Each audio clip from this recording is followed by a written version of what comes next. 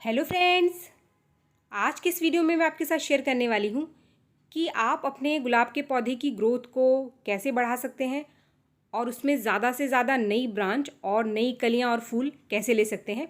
तो आज के इस वीडियो में मैं आपके साथ यही शेयर करने वाली हूँ।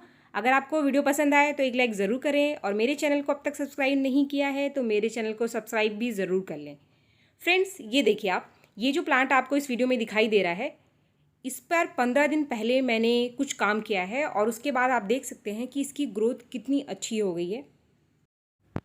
इस पर काफ़ी सारी नई ब्रांच निकल कर आई है और जितनी भी नई ब्रांच निकल कर आ गई है, इस पर कलियां बननी भी शुरू हो गई है और कुछ दिन बाद इसमें अच्छी खासी फ्लावरिंग स्टार्ट हो जाएगी, क्योंकि जितनी ज़्यादा कलियां बनेंगी उतनी अच्छी फ्लावरिंग होगी। आज से 15 दिन पहले इसमें जो मैंने सबसे पहला काम किया था वो था इसकी प्रूनिंग। इसमें कई लंबी लंबी ब्रांचेस थी जिसमें बिल्कुल भी फ्लावरिंग नहीं हो रही थी, तो उन ब्रांचेस को मैंने ऊपर से 4-5 इंच कट करके निकाल दिया। आपको मैं दिखा देती हूँ, जहाँ से भी मैंने प्रूनिंग करी है वहाँ से कई सारी नई ब्रांचेस निकल कर आ गई है।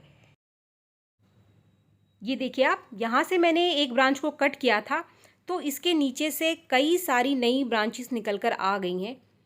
एक नहीं, कई सारी ब्रांचेस निकल कर आ गई हैं यहाँ पर। ये देखिए आप, कई सारी ब्रांचेस निकल कर आ चुकी हैं और इसमें कलियाँ भी बननी शुरू हो गई हैं जो नई ब्रांचेस निकल कर आई हैं। यहाँ पर भी मैंने एक ब्रांच को कट किया था और इसके नीचे से भी 2 नई ब्रांचेस निकल कर आ गई हैं। तो फ्रेंड्स, इस चीज़ का आप हमेशा ध्यान रखें कि अगर आपके गुलाब के पौधे की ग्रोथ नहीं हो रही है, ग्रोथ रुक गई है, तो आप ऊपर से 3-4 इंच या जितनी भी लंबी ब्रांच है, जितना भी आपको लगता है कि वेस्ट है, सूटेबल है, वहाँ से आप उस ब्रांच को ऊपर से कट करके निकाल दीजिए। जब तक आप वेस्ट ब्रांच को कट नहीं करेंगे, नई ब्रांच निकल कर नहीं आएगी और गुलाब के पौधे पर जो नई कली आती है वो नई ब्रांच पर ही निकल कर आती है। तो गुलाब के पौधे की जो प्रूनिंग है, सॉफ्ट प्रूनिंग तो हमेशा ही करते रहना चाहिए। प्रूनिंग सबसे ज़रूरी काम है ज़्यादा से ज़्यादा नई ब्रांच लेने के लिए और गुलाब के पौधे को घना बनाने के लिए। तो अगर आपने अपने गुलाब के पौधे पर ये काम अब तक नहीं किया है, आपके गुलाब के पौधे की ग्रोथ रुकी हुई है, तो सबसे पहला और सबसे आसान काम यही है गुलाब के पौधे की ग्रोथ को बढ़ाने का। आप उसकी प्रूनिंग फटाफट से कर दीजिए। इसके बाद बात आती है फर्टिलाइज़र की, कि हमें इस समय प्रूनिंग के बाद क्या फर्टिलाइज़र देना है अपने गुलाब के पौधे को, जिससे कि ज़्यादा से ज़्यादा नई ब्रांच निकल कर आए।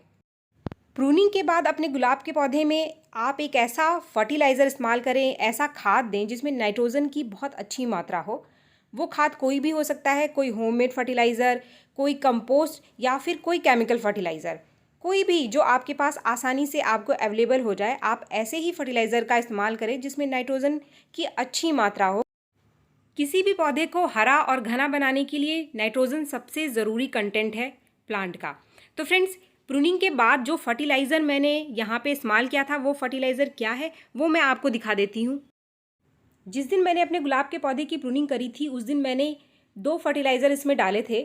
पहला था गोबर की खाद। ये अच्छे से सूखी हुई गोबर की खाद है, गीली गोबर की खाद का इस्तेमाल नहीं करना है। एक 10 से 12 इंच के पॉट के लिए आप 4-5 मुट्ठी सूखी गोबर की खाद ले सकते हैं। गोबर की खाद में नाइट्रोजन की बहुत अच्छी मात्रा होती है। साथ में ये कलियों की मात्रा भी बढ़ाता है। जितनी भी नई ब्रांचेस आती है उसमें ज़्यादा से ज़्यादा कलियाँ निकल कर आती है। दूसरी जो चीज़ मैंने डाली थी वो था डीएपी। डीएपी के कुछ दाने डाले थे मैंने, 10-12 दाने। डीएपी यानी डाई अमोनियम फास्फेट। तो डीएपी में नाइट्रोजन और फास्फोरस की बहुत ही अच्छी मात्रा होती है, जो कि रूट की ग्रोथ तो बढ़ाता ही है, साथ में ऊपर प्लांट की जो नई ब्रांचेस है उनकी स्पीड को तेज़ कर देता है। तो इसमें बहुत ज़्यादा नई ब्रांचेस निकल कर आती हैं और साथ में नई नई कलियाँ ज़्यादा से ज़्यादा निकल कर आती हैं, तो फ्लावरिंग बहुत अच्छी होती है।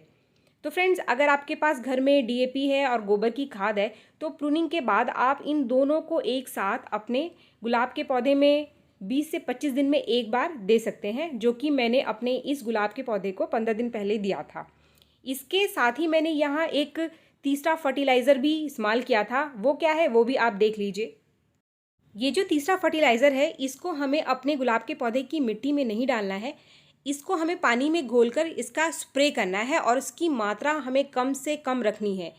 लगभग 1 चुटकी 1 लीटर पानी में घोलने के लिए आप कुछ 4-5 दाने ले लीजिए। ये है यूरिया के दाने। यूरिया में नाइट्रोजन की बहुत अच्छी मात्रा होती है और ये बहुत ही सस्ते दामों पर यूरिया हमें किसी भी पेस्टिसाइड शॉप से मिल जाता है, जहाँ पर बीज वगैरह मिलता है, या फिर जो भी खेती का सामान जहाँ पर भी मिलता है वहाँ पे बहुत ही आसानी से यूरिया मिल जाता है।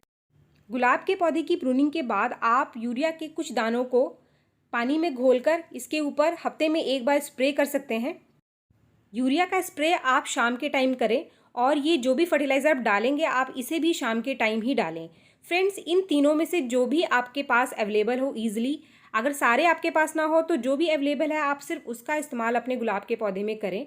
आप इन तीनों का इस्तेमाल एक साथ भी कर सकते हैं। आप डीएपी और गोबर की खाद को मिट्टी में प्रूनिंग के बाद डाल दीजिए और हफ्ते में एक बार आप यूरिया का स्प्रे कर दीजिए।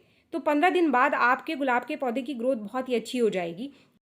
अगर आपके पास घर पर गुलाब का 1 या 2 पौधा है और आपके पास मार्केट का कोई कंपोस्ट या फर्टिलाइज़र नहीं है तो आप किचन से कॉफ़ी पाउडर ले सकते हैं।